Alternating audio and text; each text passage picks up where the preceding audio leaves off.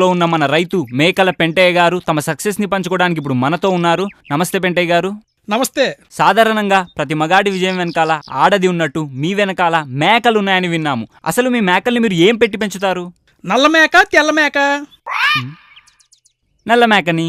నల్ల మేక అయితే గడ్డి పెట్టి పెంచుతాను. ఓ, మరి తెల్ల మేకని? దానికేమైనా చికెన్ బిర్యానీ పెడతానేటి, దానికి ఆ గడ్డి పెట్టి పెంచుతాను. ఓకే సార్, మీరు మీ మేకల్ని ఎక్కడ కట్టేస్తారు?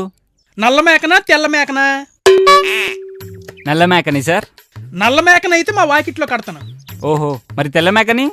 దాన్ని ఏమైనా రామోజీ ఫిల్మ్ సిటీలో కడతాను అనుకున్న వేటి, దాన్ని మా వాకిట్లోనే కడతాను. ఓకే సార్, మీరు మీ మేకల్ని ఎలా స్నానం చేయిస్తారు? నల్ల మేకనా తెల్ల మేకనా? నల్ల మేకని సార్.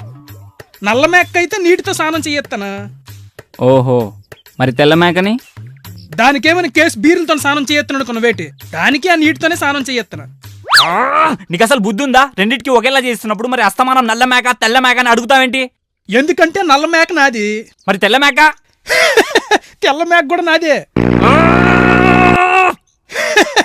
ఇప్పుడు అర్థమైంది కదేటి, మీరు టీవీలో ఒకే వార్త గంటలు గంటలు తిప్పి తిప్పి వేసినప్పుడు మరి మా ప్రేక్షకులకి ఎలా ఉంటది?